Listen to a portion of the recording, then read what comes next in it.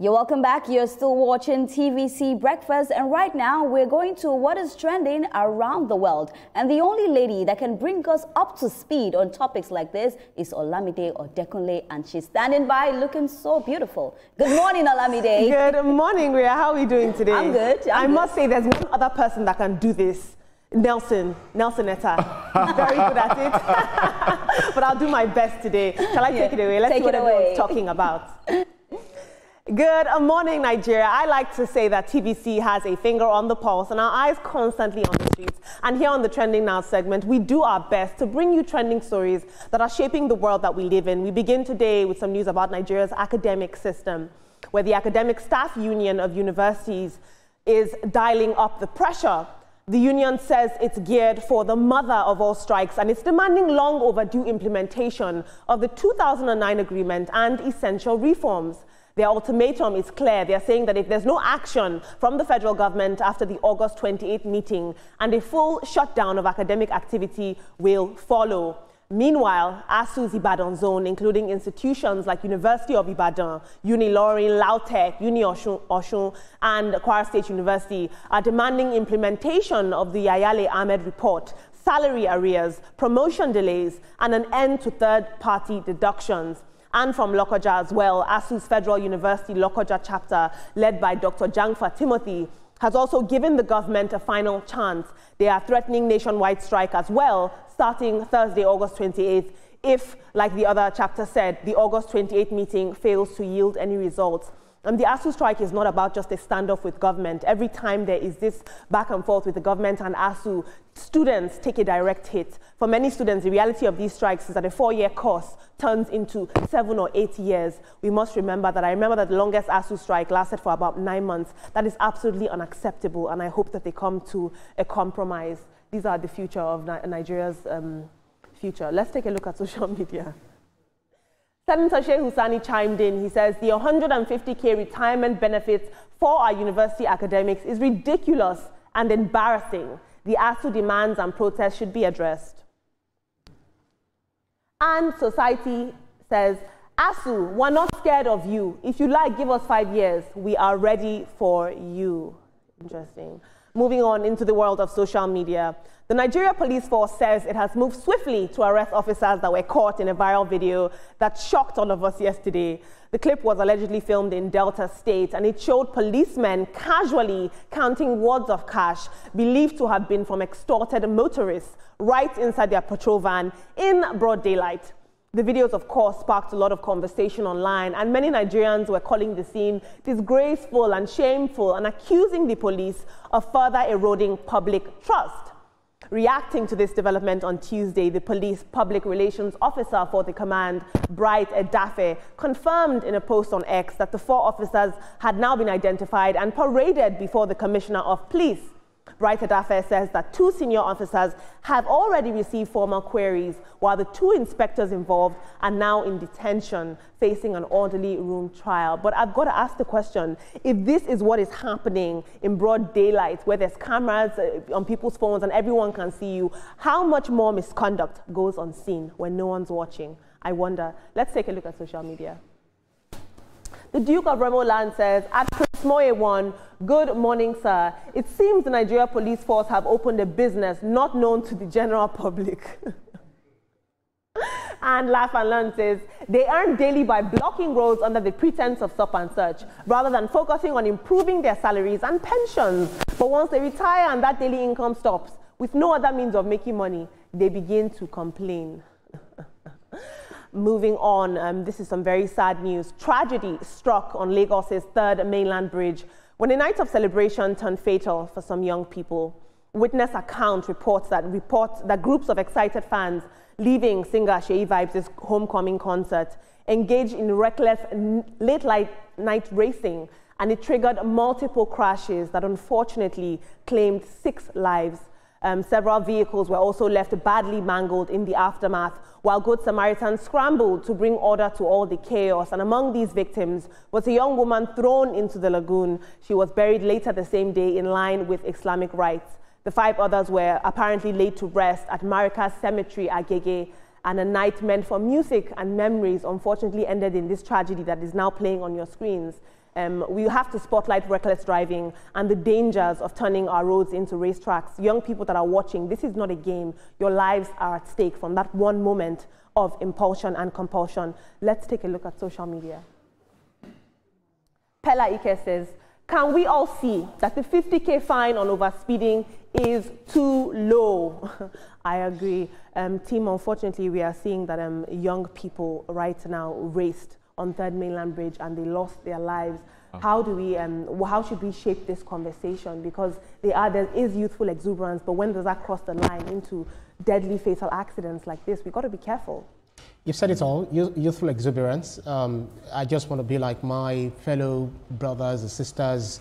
I have a new car. I want to test how fast mine can be over yours. You know, there are so many things that, especially when you watch video games or you play video games, and then you get behind the wheels, there's this tendency that, yes, you want to, do the same. You always have to be very careful. And then I know that no matter how badly raised some people are, their parents will always remind them that, please, always drive safely. And these are some of the safety rules we have to put on the ground. Very quickly, to talking about the police as well as the ASUU, we have to do the right thing for those who work for government, those who put their lives to service. We may be blaming the Nigerian police. I'm not cutting them some slacks, but we may be blaming them. We may be blaming ASUU, for going on strike. But we also, as government, have to do the right thing to ensure that when they retire well, because the race for what's going to be for me there when I retire, during the night, will I be, happy at the end of the day? So government, there's so much that we need to do for these people. All right, then I'll pick up from the accidents that happened at the Third Mainland Bridge, because I watched the video. And I know that everybody will die one day, but why do you want to make it fast? It's just surprising to me the way they were driving recklessly on that bridge. That is not even the right place to say you want to race or you want to speed. You're coming from Sheyi Vibes concert. You are just driving recklessly. You're not only endangering your life, also the lives of others. It's sad that they have passed on. May their soul rest in peace. But this is a lesson to our youth. Speed kills. When we say speed kills, it's not just a saying. It's true that speed kills. And there are certainly not some places for you to want to do race. If you want, maybe even your street is a bad place to do race. Go to the racing place, not on a place like the Third Mainland Bridge. And I'll just quickly pick on ASUU. I really believe that the government should do something. Education is key. Our children should not suffer because, no, I mean children, not our children. I don't have children, but they should not suffer because of these strikes that are happening. They are, be getting too much, and the government should really do something about it. Indeed, For the 18th time, strike in Nigeria has become a normal. We can't continue like this. I know the current Minister of Education, from what happened, halting the establishment of new universities for the next 7 years. That's a good way to go so that we can fix the ones already in place. But we need to prioritize education and the people who play a major role in that sector. 150,000 as a retirement, it can't even buy you a plate of what in one day.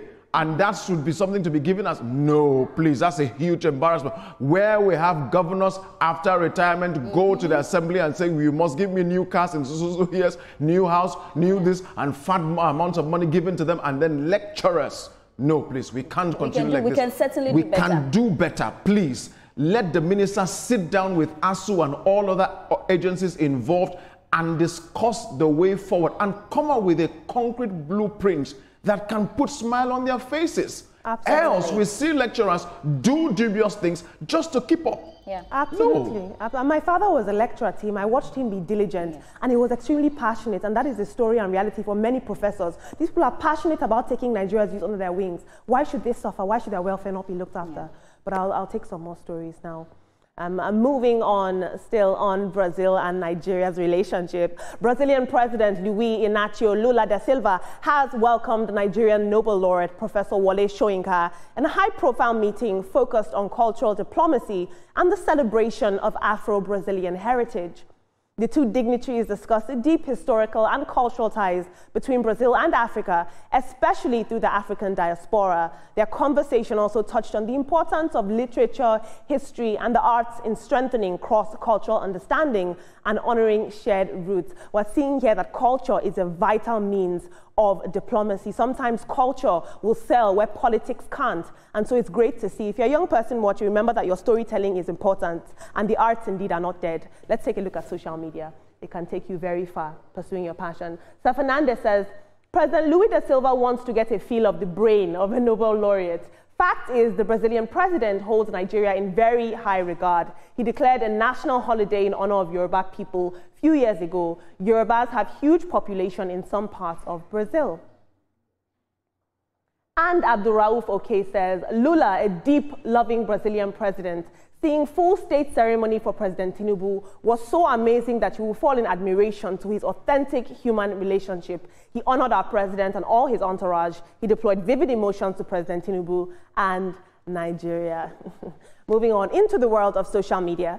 Social media is buzzing as Nigerian influencer Enioluwa is showing off a mysterious lady alleged to be his girlfriend. The young woman's name is Fina, and many people are saying that she's his lover. It was a very cute video that was shared online, and Enioluwa was spotted at the airport with a bouquet of roses in hand, eagerly waiting to welcome her home. Now, the moment she arrived, she ran straight into his arms, as you're seeing there, and the two of them hugged and loved up on each other. And they later went on a date where he introduced Fina to Nigerian staples like jollof rice and swallow and beans, and people were very interested in their chemistry. But beyond the romance, I pose you this question.